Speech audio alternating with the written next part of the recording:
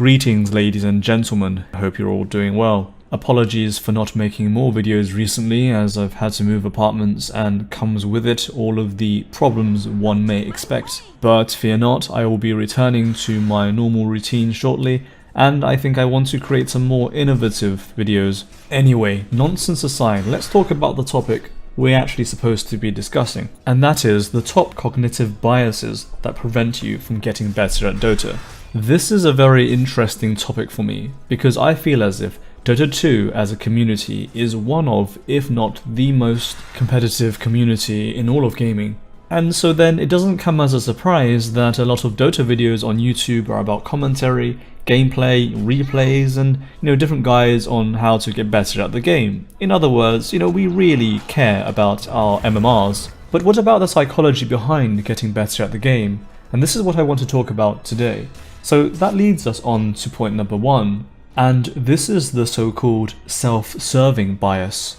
Now, if there is one cognitive bias that prevents you from getting better at the game, it is almost certainly going to be this one for the majority of people. So then, what is the self-serving bias? It's quite straightforward. It's any cognitive bias that causes the individual to have the tendency to perceive oneself in an overly favoured manner. In other words, this particular individual will ascribe their success to their own abilities and efforts, but when they fail, will ascribe their failure to external factors. A practical example of this is a player who wins the game and he will say that, well, we obviously won because I carried the game, pointing at his score. On the other hand, if this same individual were to lose the game, he will say, well, my team was trash. There is absolutely nothing that I could have done to win the game. It's got nothing to do with me. Now obviously there is no doubt that there are indeed a lot of games that perhaps you couldn't have done anything about. So I did a simple experiment to demonstrate the self-serving bias by asking some of my friends and viewers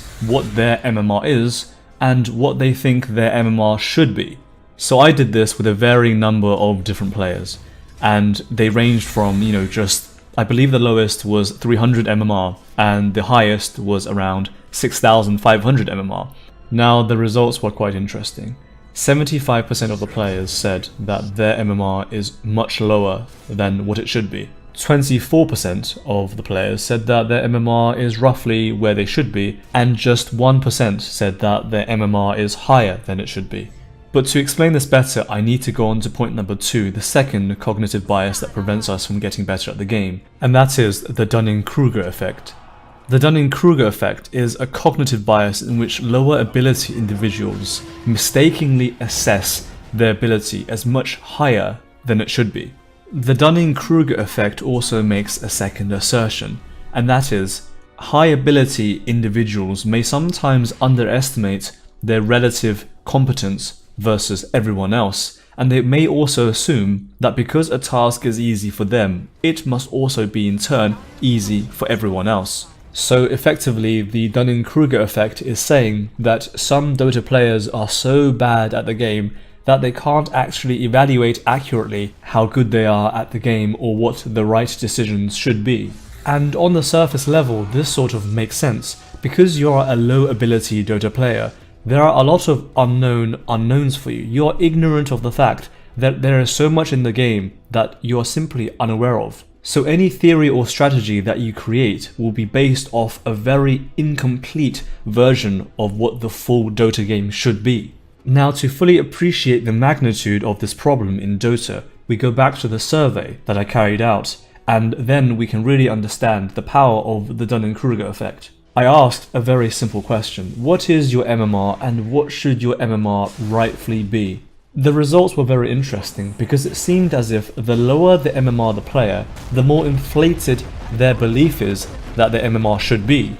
100% of the players under 2000 MMR told me that their MMR is much lower than it rightfully is. Around 25% of players under 2k MMR actually believe that their true MMR is around 4000, and more or less the rest of the players believe that their MMR is at least 1000 to 1500 below what it is at the moment.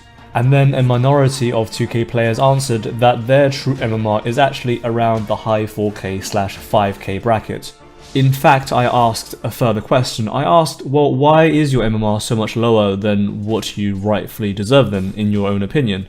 And the most common answer given was simply, my team is rubbish and it's literally impossible to get out of the 1k/2k bracket. It doesn't even matter how good you are at the game, it is literally impossible. Now moving on to the next bracket, which is between 2000 and 3000 MMR, 80% of the players here believed that their MMR is much lower than it should be.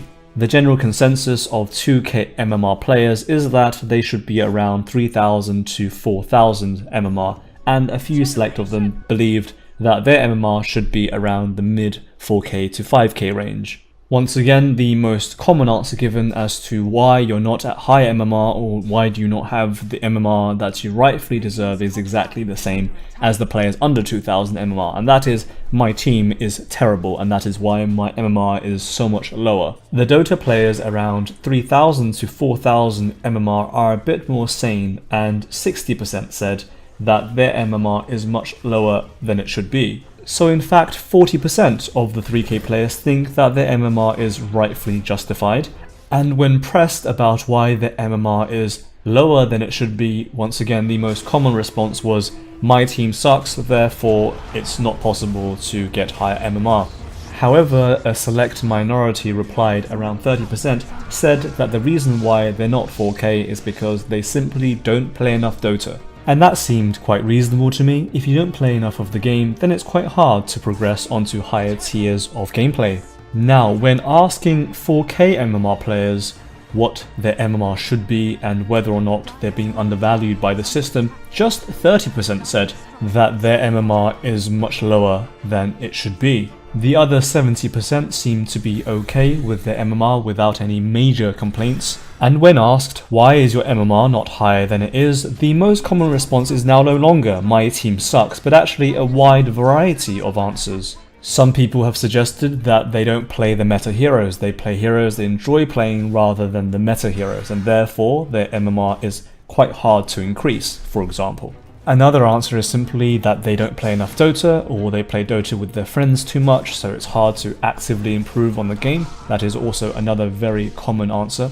And surprisingly, a small number of people even simply admitted that they're not very good at the game, and that even though 4000 MMR is well above average in the world of Dota, they don't have any real aspirations to ever hit 5000. And finally, when asking players who are over 5000 MMR, just 10% of them said that their MMR is much lower than it rightfully is. And interestingly enough, not a single 5k plus player that I asked blamed their team for their MMR. For example, one particular player said that the current meta does not have heroes he's confident with, and his best heroes are not in the meta right now, and that's his disadvantage.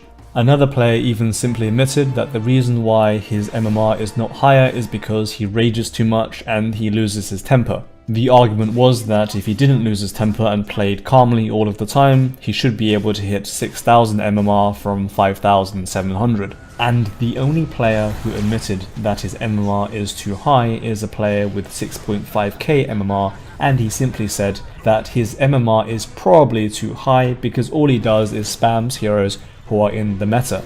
He then went on to say that if he played heroes that he enjoyed playing rather than heroes that are in the meta, he would be at least 500 MMR lower. I think what all of this suggests is that in the end, if you're always looking for a way to blame your team for your own failures, then you are going to be unable to see where you made mistakes and how you can actually improve your game. In fact, I would go so far as to say that it's better to analyze games that you lost rather than games that you won. And I know it sounds rather boring, but one of the easiest ways to improve at Dota is by analyzing your own games and your own replays. And finally, of course, by analyzing these replays, you can then have a look and see how you perhaps could have won the laning phase, that is if you did lose it, and what heroes you should have focused on teamfights. Perhaps you should have farmed more, or perhaps you should have joined more teamfights. But unfortunately guys, this is all we have time for today, and just a quick note, I'll be trying to release more structured videos in the future, and videos, as I said, that are more innovative, I think, because I haven't been very happy with the quality of my recent videos because of all the things that I've had to deal with in real life, which have sort of delayed the amount of time that I've had to produce better content. Ladies and gentlemen, make sure you stick around, as in the next upcoming videos I'll be explaining more interesting psychological fallacies in Dota, such as the gambler's fallacy, ego depletion, and the anchoring effect, which are all quite interesting in themselves. So stay tuned. Don't forget to leave all of your comments and thoughts below. I read every single one of them. And until next time,